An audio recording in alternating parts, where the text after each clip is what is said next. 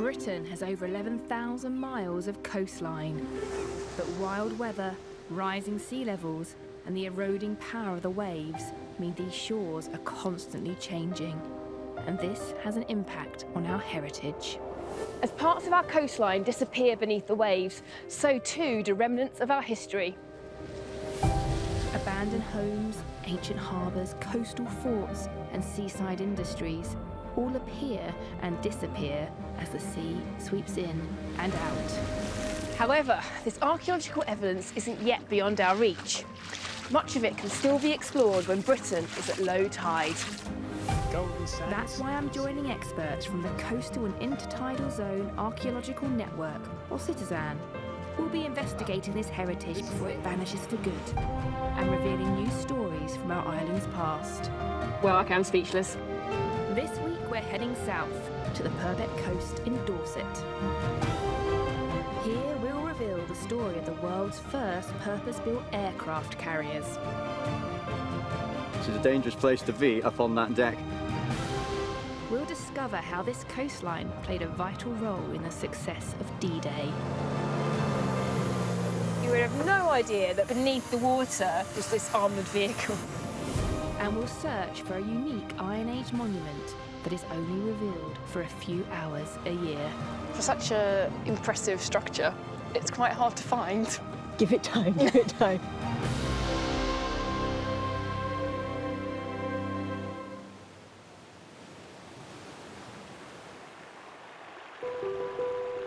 Poole Harbour is the second largest natural harbour in the world and is thought to have been a busy port as far back as the Iron Age. Today, this area is renowned for marine leisure and sandy beaches.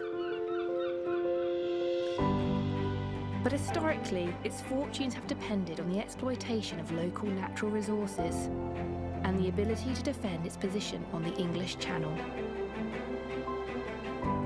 It's this history that we want to explore, and we're starting just south of the harbour, at Studland Bay, where low tide reveals clues about the role this coastline played in the Second World War.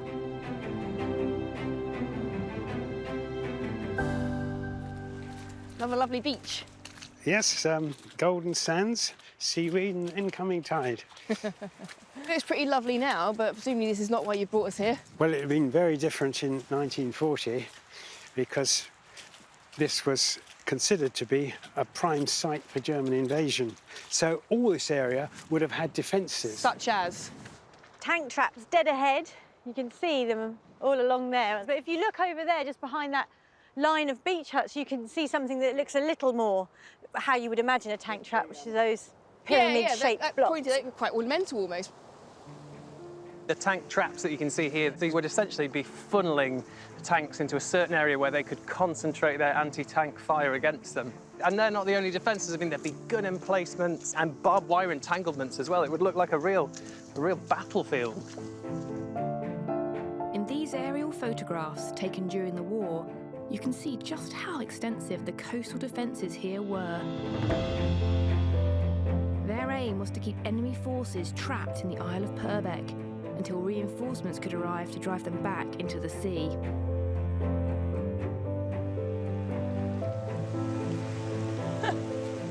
I mean, this is unmistakable. That's some kind of that gun emplacement or pillbox or something. That's right, yes.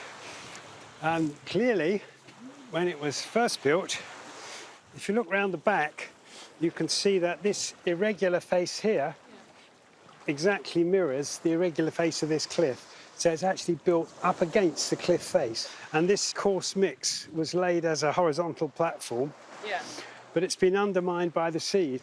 This part of the pillbox is corrugated, a mould of corrugated iron sheets which run round here and stop there, and the next one runs round there and stops there. You can see all the seams. So they did sort of build it in place, pour the concrete in, wait for it to set, and then peel it away. And then you add these gun emplacement windows at the top through the wet concrete. I've seen things like this and other kinds of gun emplacements all over the coast. So why is this bit of coastline so special? It is special because although the majority of the defences you've seen were never tested in war, These ones were. We were practicing for the D-Day landings here. Because this coast is relatively similar to Normandy, we thought we'd put our boys through a live fire exercise of an amphibious landing right here.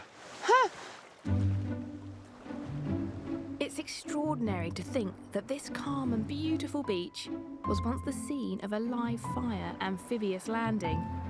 But what exactly did these defences witness? And did it make a difference to the outcome of D-Day? We'll investigate a little later.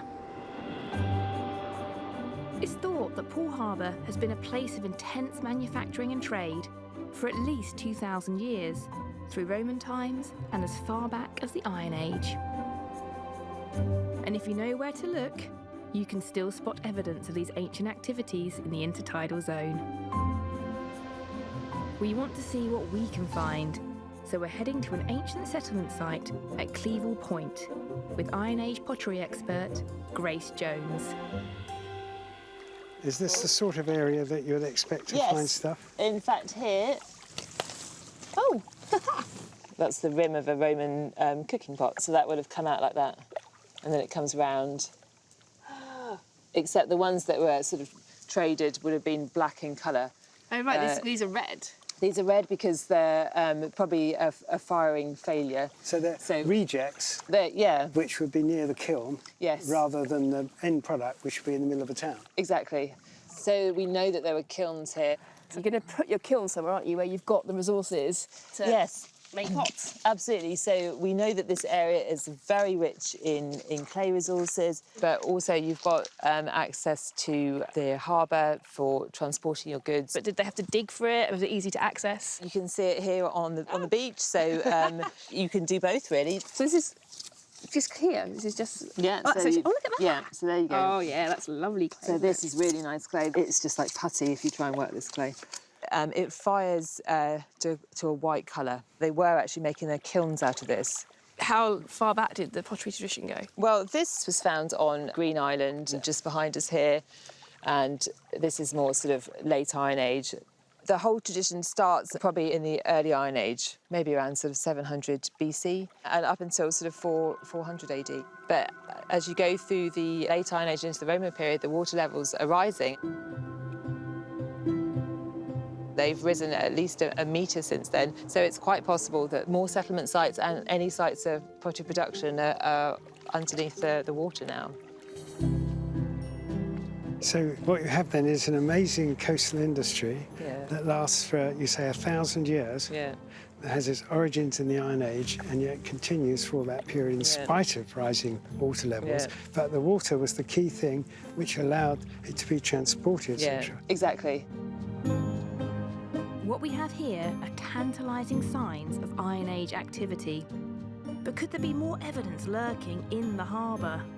And can we get a sense of what it might have looked like in the Iron Age? We'll return later. But first, we want to see if any more physical evidence remains from the D-Day rehearsals at Studland Bay. Before 1944, Allied attempts at amphibious landings had not met with great success. At a raid in Dieppe in 1942, insufficient tank support had left the infantry exposed, and 60% were either killed or captured.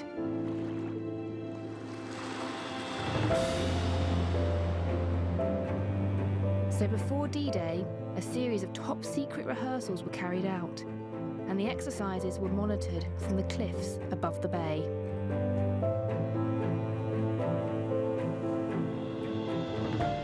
Oliver is meeting Nick Reed, who has been researching these events. Well, this is Fort Henry at Studland Bay, and it was part of the coastal defences at Studland and was a really important part of the preparations for D-Day. And as you come in, you can see these immense concrete walls, and you'll have to squeeze around this bit. As we look out here, you can see what an incredible view you get of Studland Bay. There it is. And yeah. This is an incredible structure, but what was it here for? It was part of the coastal defences. It was built mainly for exercise smash, the largest live fire exercise prior to D-Day. and went on from the 4th of April to the 23rd of April 1944. Who would have been up here watching that? This was built for some really important people. On April the 18th, you actually had Churchill, Montgomery, Eisenhower, even King George VI had all come down to see Exercise Smash. That's how important that exercise was. Was there anything particularly special that Exercise Smash was allowing them to try? Yeah, April the 4th, 1944. First exercise, if you looked out here, you would have seen landing craft for tanks coming into the bay, but they didn't launch the tanks on the beach, they launched them offshore. They called them DD, duplex drive, because they were able to drive with their tracks, but they could also drive with a propeller that was fixed on the back.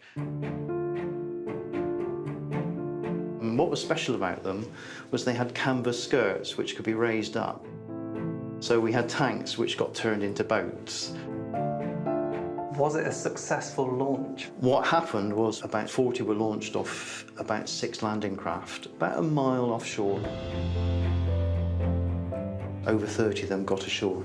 And unfortunately, 6 of the tanks sank. 1 was swamped and had to be destroyed by the Navy because they were worried that somebody would see it. These tanks were top secret at the time. Those tanks still are on the seabed. Sadly, 6 men drowned in the event, so there's a memorial outside to those 6 men.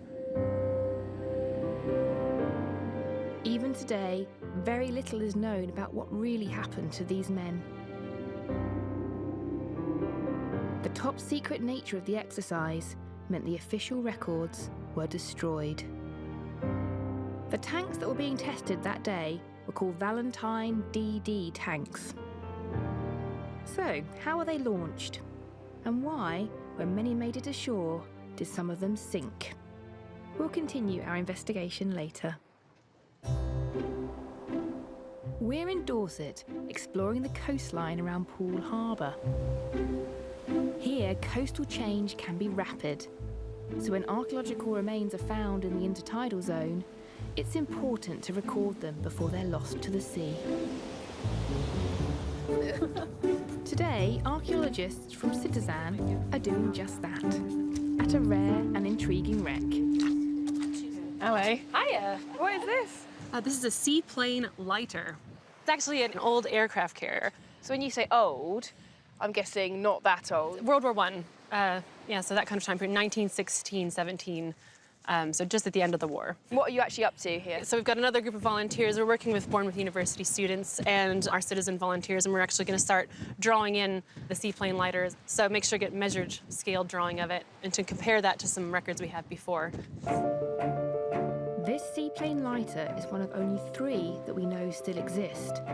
So it's important to gather this data and preserve a record for future generations. These lighters were developed in response to the Zeppelin threat, to give aircraft with limited flying range enough time to attack a Zeppelin before it dropped bombs on land. Initially, they operated as a flying dry dock to transport seaplanes, but they were later adapted so that a fighter plane, a Sopwith Camel, could take off from the deck. This seaplane lighter was discovered by Tom Cousins. Tom, you found this. Yeah. How did that happen? We were surveying just across the bay and we saw this metal wreck. I wonder what that is. Walked all the way around here and we just thought, well, hang on, this is a seaplane lighter. How do you know then? The main thing is the back deck as it comes up at that angle, so the seaplane could originally go slip in and out of it, so like a slipway. We've got the towing bridles still there. These are the bits that would have attached it to the warship? So that chain would have gone to the warship. There's one on the other side as well, which is just the shackle remaining. Well, now you could take a fighter plane way out into the North Sea, way beyond the duration of a Sopwith Camel's normal flight, and wait on station. You can intercept the Zeppelin now out to sea. How does it work? Somebody's got to start that aircraft, which is a hand-swung propeller. It's moving quite swiftly through, fairly choppy waters. This is a dangerous place to be up on that deck. Somebody's got to be tied on with a rope so that they don't fall forward into the propeller as they start the engine. And all of this has got to happen in seconds because they want to get the airplane started, get the man who's just started it out of the way quickly, and off goes the aircraft. Did it actually work? Lieutenant Stuart Cully actually took off for the first time successfully on the 31st of July 1918. 11 days later, they'd intercepted Zeppelin L-53 over the North Sea. And was it then used regularly after that? Although L-53 was successfully shot down, no other Zeppelins were shot down using that method, but that's largely because they brought the Zeppelin flying in those areas to a halt. Ah, so like deterrent, the fear of it worked. So in that sense, it worked. And that is Stuart Cully, seconds after the very first time that they perfected the takeoff with a camel. So that is the first day they did it. How on earth did they land? But if you were way out in the North Sea, you'd have to actually perform a controlled crash alongside the destroyer and hope that you basically didn't knock yourself out or flip over on your back and drown by the time the crews had got alongside to rescue. So it was really, really dangerous getting back to the mothership. Goodness. While I make my way back from the seaplane lighter, Charlotte is travelling across the harbour to Brownsea Island, which in the 1850s became the focus of one man's attempt to establish a pottery empire. I have noticed, just walking along here, the sheer amount of kind of brickwork and kind of building materials and tiles. Yeah, this whole landscape is scattered with pottery and bricks and different work material. What that is all part of is a large industrial landscape from the mid-19th century. The man responsible for this industry was Colonel William Waugh, a retired Indian Army officer who bought Brownsea in 1853. The Colonel dreamed of making his fortune from ball clay, a rare white clay used for the production of fine china. Evidence of his pursuit of this dream is revealed all around Brownsea at low tide. This is one of several shafts that are dotted along this particular bit of coastline. So yeah, there's one just in the trees over there.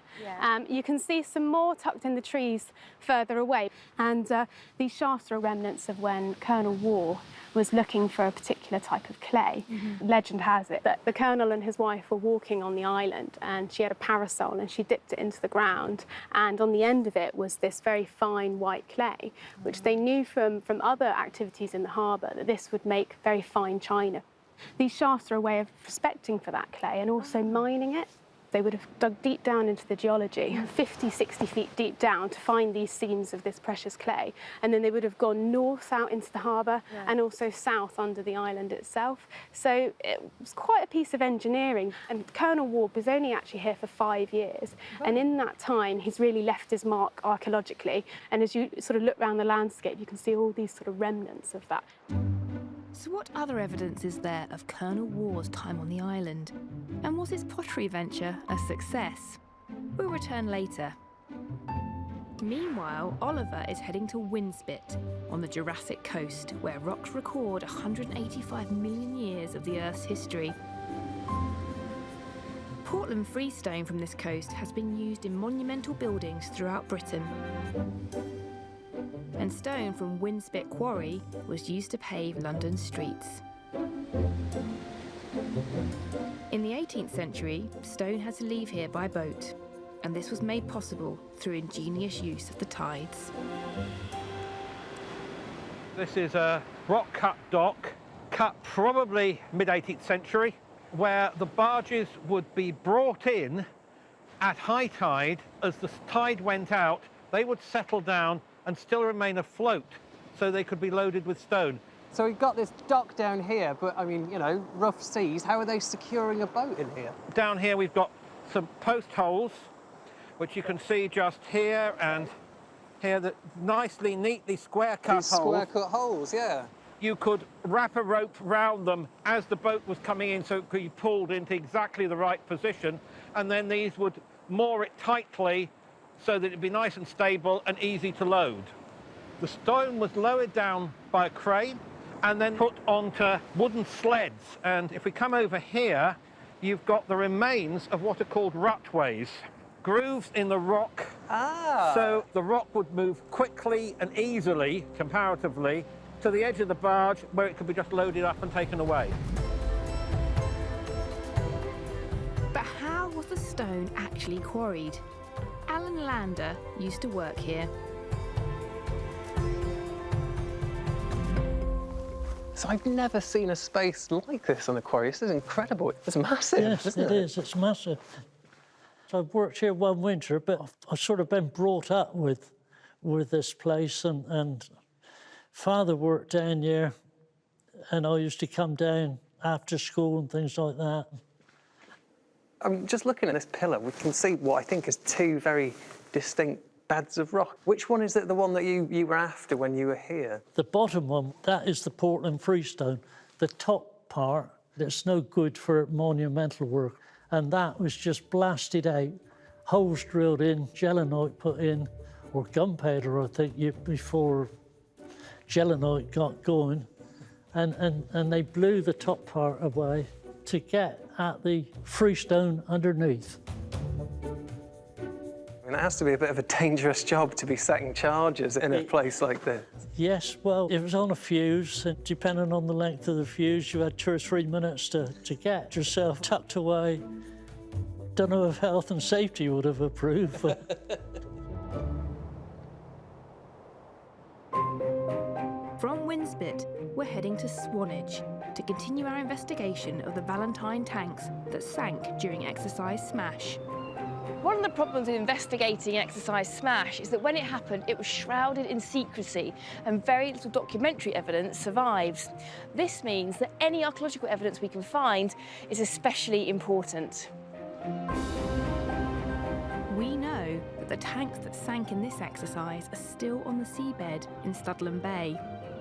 We want to try and find them to see if their position can shed light on where they were launched and why they sank. So we're heading out to sea with a team of experts. At the moment, we're going just off Old Harry here, where the 2 more complete tanks are. It's probably best if we concentrate on tank 1 and 2. We should see in tank 1 certainly exactly what it would have looked like when it went down. To look for the tanks, we've recruited a team from the Natural History Museum who've got some impressive bits of underwater kit. This is Rex. Rex is a remotely operated vehicle. It can dive up to 300 metres deep and actually film and get amazing images. I take it we're going to be on board, controlling away from inside, is that right? That's right. We control them from the surface. We have power going down a long tether. This is this big yellow cable which is running around me down here. But essentially, it's an amazing tool to be able to see what's going on the seafloor without us having to go in there. We're now above where we think tanks 1 and 2 are located, which is around 5,000 yards, nearly 3 miles from the shore. 5 metres, passing 5 metres. The sea here is about 15 metres deep. If Adrian can find the tanks, our view of them will depend on the visibility down on the seabed. Yeah, OK, going south. There we are. There he is. There he is. Oh, yeah. You can see it's substantially intact. I'm There still we are. trying to get my head around seeing a tank on the seabed. Yeah. It's brilliant. This is superb. There's the gun. That's the gun that's broken off. Yeah. It shows you how they're deteriorating now. Even an armoured vehicle doesn't last forever underwater. So she's as she was when she sank. These things would have gone straight down. They're 17 tons with no buoyancy when they go, so they just go straight down, land on the seabed, and then not move. That's the line across to the other tank there, Nick, isn't it? Yeah. Oh, It's the There you turret. go, that's the turret that's upside down. Oh, look at this. And there's the gun, just there. Oh, look, that's the gun sticking out. So do you think that proximity of these 2 tanks, do you think that they came off the same landing craft and I suspect they're part of the same squadron, yeah. I suspect in this case, because of the geography of the area, they were dropped off, they had to turn into the sea to head towards the beach. Then they're pushing an advanced lilo into a metre-high sea, and you've got a slamming effect. It's not for the faint-hearted by any stretch of the imagination. Our search has yielded some important clues. The position of these tanks suggests they were launched around 5,000 yards out to sea, and that crucially, they were travelling against the waves. But how was a 17-ton tank designed to float? And what sealed the fate of those that still lie on the seabed? Amazingly, it's possible to see firsthand how these tanks worked because there's a fully functioning example still in existence. The tank has been restored and cared for by John Pearson with the help of his grandson, Jack.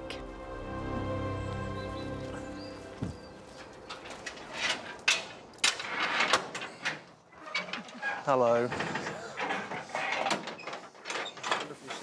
That is cool. Wow!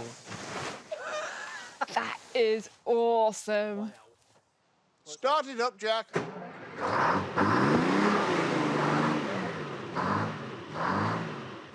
That is much, much, much softer than I expected. Yes, it's exactly as it was fitted. I haven't done any work to it at all. So that's how it would have sounded. Yeah. Back in 1940s. Should we bring her out then? Yeah, Let's do it. we'll do that. Let's get out of the way. This tank has several features that allowed it to operate on both land and sea.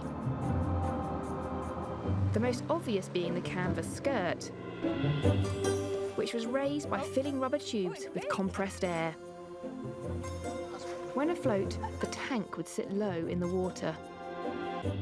One of the things that strikes me, though, is just how fragile it looks. Any waves, really, any amount of weather would be catastrophic.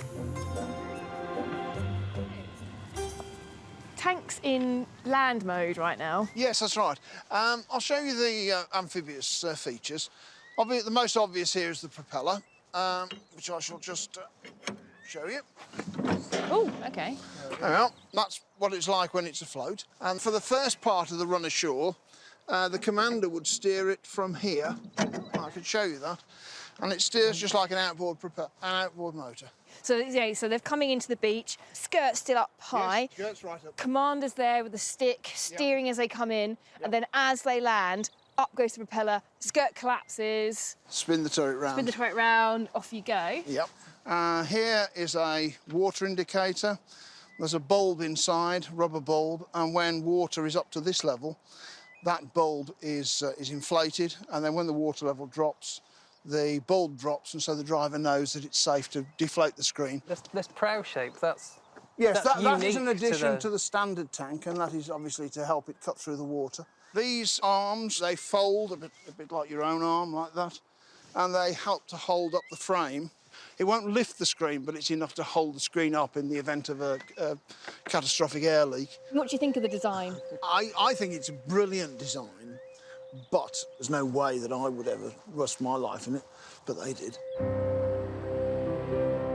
Many of these tanks did make it to shore in exercise smash, but several didn't, and John has some information that might help us to understand why. Second Lieutenant Ford, who later became General Sir Robert Ford, he's given an account in the Royal Dragoon Guard's history of exactly what it was like, because he was actually on a tank, one of the tanks that did go down. He describes being launched off the landing craft and then very quickly the weather deteriorating. And turning around, I saw ahead of us a wave which appeared to be 3 or 4 feet higher than our screen, and the outcome was inevitable. And then the canvas screen collapsed on us, entombing us in the tank as the water swirled around us and the tank steadily sank below the surface. And just imagine that. He was actually trapped inside the canvas. The frame came down and trapped his foot, and he was wearing non-regulation boots, which enabled him to get his feet out from under the metal frame, which had trapped them, and he escaped, and the other 3 crew drowned. In the darkness, I could feel the other members of the crew struggling to free themselves. But they never did. But they never did. Gosh. I can see why you wouldn't want to go to sea, to war in one of these. Nope. I'm so impressed by the bravery of the people that did. With the discovery of Ford's chilling account, we're beginning to understand what really happened in exercise smash. But did any of this change our approach to D-Day? We'll continue our investigation later.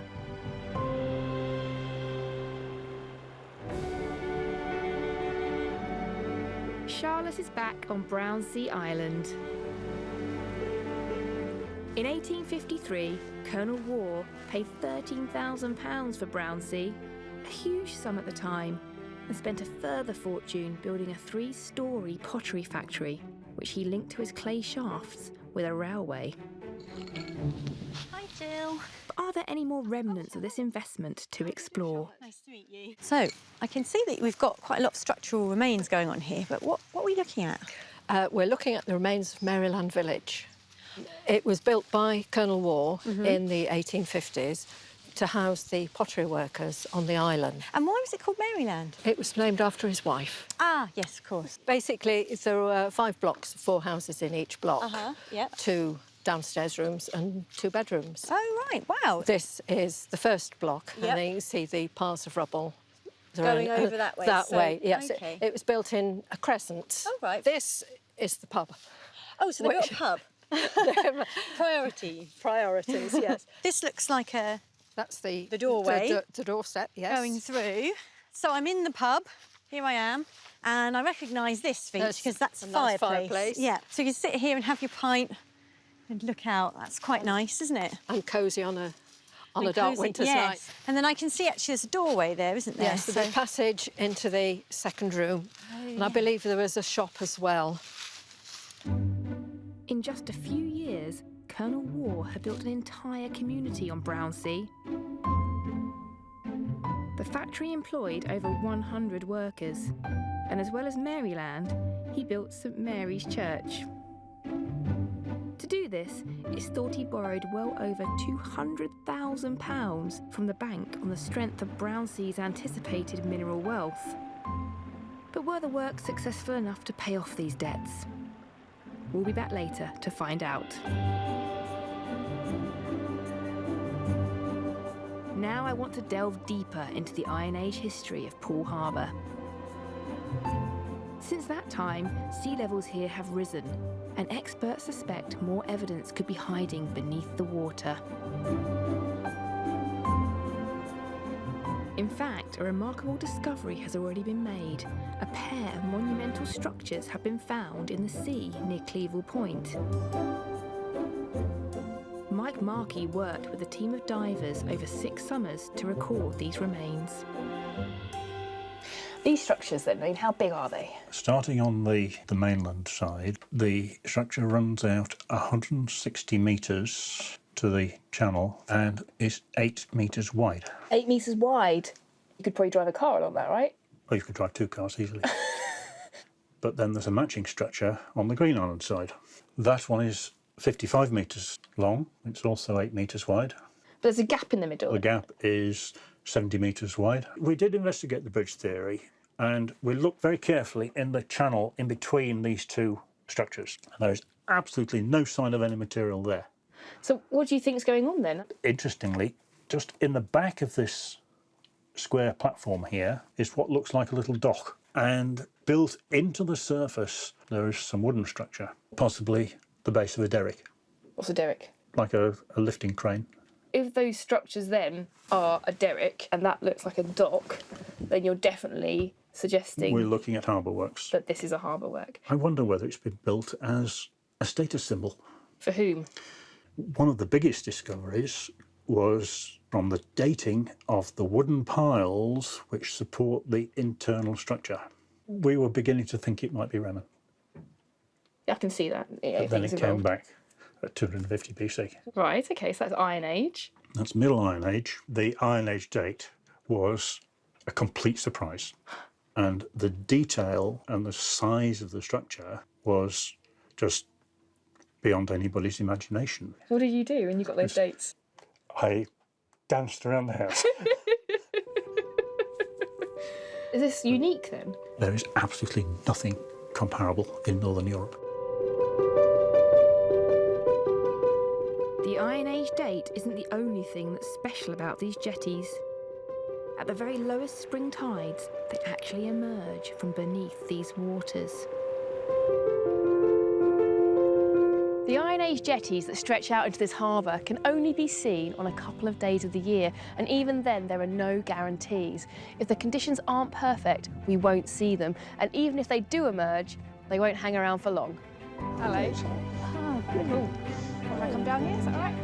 We're being guided by Eileen Wilkes, an expert in the Iron Age history of this area. Hey, good to see you. Hey, Ellen. Good to see you. Laurie? Right.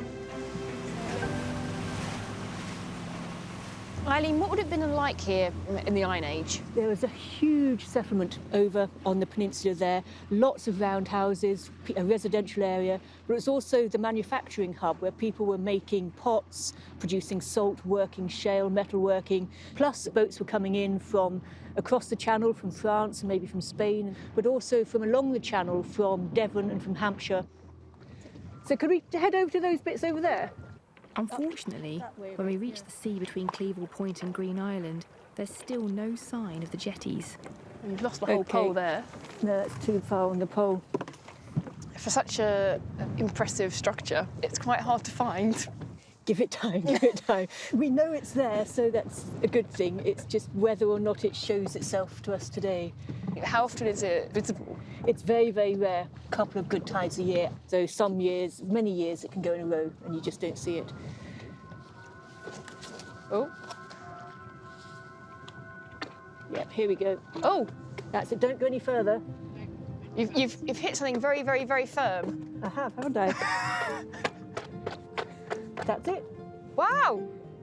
That's wonderful. I'm so pleased.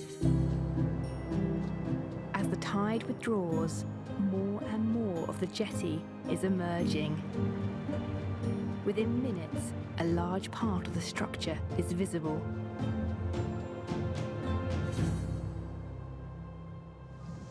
Well, you two. It's a first view. Yeah, it's quite extraordinary, really, to think that that is over 2,000 years old. Are you going to get on there then? Is that the best way to do that? Well, if you can row us a bit closer. Yeah. Shall I go first?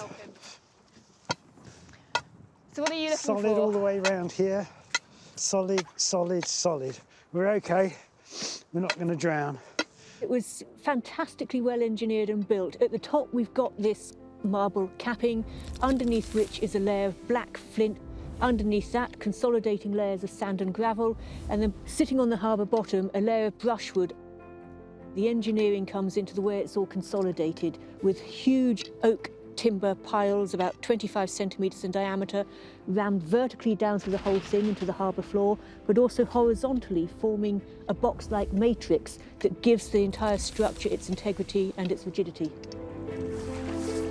I mean, such big structures standing out of the water, they would have been a real sight to have come into. Yeah, they would have looked monumental almost.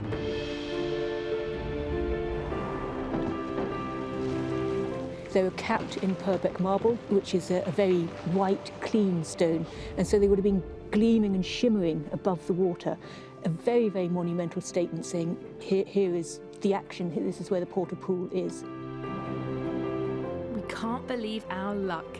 The jetty appeared as if from nowhere, in one of the most magical moments of intertidal archaeology we've ever experienced.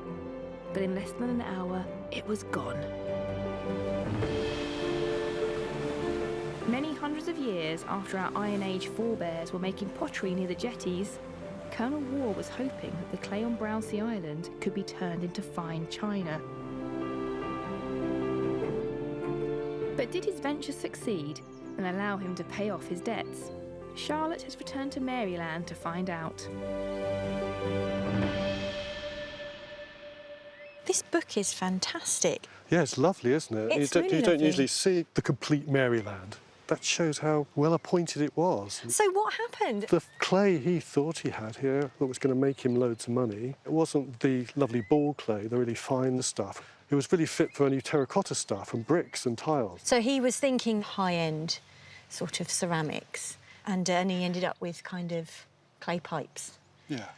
But how did he get this far? Well, you know the story. He came out here with his wife, Mary. As Mary said, look at this stuff. This looks good clay. That's right. And so on the strength of that, he went to the geologist, and the geologist said, you're right. this is a gold mine, this place. It seems And remarkable. so he said, right, charge, and off he went. And so what became of him and his wife? What happened to him? Up to 1856, everyone thought it was fine. Obviously, his wife and he knew they were in difficulties, and they had such bravado that all the locals thought they were doing really well.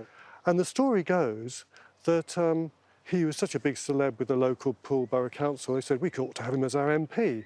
So they came out to see him on the island, and he was in London. And his wife, Mary, entertained them, and she was hard of hearing. And she thought they were asking for their money back. And so she said, it's all right, don't worry, I'll be able to pay you back in a...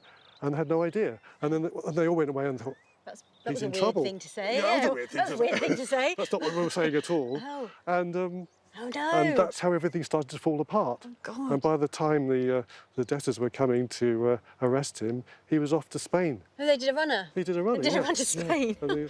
And they just left They just left the whole thing and walked away. Although Colonel Waugh left his mark all over Brownsea, there's no more poignant memorial to him than the ruins of Maryland. At low tide, you can still see the jetty that once served this village, made from his unprofitable clay utility pipes, the mundane reality that ended his dream of riches. Back on the mainland, we're rejoining Dave Parham to pull together our evidence on what happened to the Valentine tanks in Exercise Smash. Similar tanks were used on D-Day itself, but were there any lessons learned from Smash that changed the way they were used? So what we've got is a chart of Studland Bay, and each of these individual arrows is a tank. In this case, it's 2 tanks. That's the direction of travel that they were making when they sank. And down here, the arrow showing us the wind direction and the wind speed, and that would have been kicking up about a metre's worth of sea. So the launching line must have been in this kind of position here. And what this would have done was expose them to the prevailing wind that was coming in this direction. Yes, yeah. They've all been launched at the 5,000-yard line, roughly, yeah? Yeah, they're heading straight into the wind, aren't they? And they're taking all that on the bow of the tank. And we know from the couple of accounts we've got, it's the bow that collapses. As a result of Exercise Smash, what did they change on the D-Day landing? One of the issues was that the Navy, who were in charge of the landing craft, didn't know much about the tanks. The Army understood them much better. But it was the Navy had the launching authority. And the big lesson that comes back from this is that an Army officer is put with the Navy as an advisor to take that authority, and he can say whether it's sensible to go or not. The whole thing with Normandy was that the weather was poor. And on D-Day itself, we know that where the tanks were successful, there was decisions made to bring them further inshore. It's really interesting what you were saying, again, about learning lessons, about the British forces very much changed the way they deployed the tanks on D-Day, and they got them as close to the beach as possible, but the Americans seem to... Well, a classic example of that is what happened at Omaha, which is one of the 2 American beaches, where the tanks were launched at 5,000 yards into very poor weather conditions, and only 2 of them made it to the beach. If the entire front had been like Omaha, the chances are the invasion would have failed. So the whole of the outcome of the Second War is affected by what happens in Normandy. And one of the keys to the success of Normandy are these tanks. So, our sunken tanks actually served a crucial purpose. The lessons learned from their loss helped to ensure the success of D-Day. An investigation that started with a humble pillbox has led us to an enriched understanding of one of the most important events in modern world history. But perhaps this should come as no surprise. This coastal community, with the enigmatic Poole Harbour at its heart, has always been at the centre of the action, whether as a bustling Iron Age port or as a trading hub for pottery and stone. And who knows, as research progresses, and as this dynamic coastline continues to change, these waters could have even more secrets to reveal.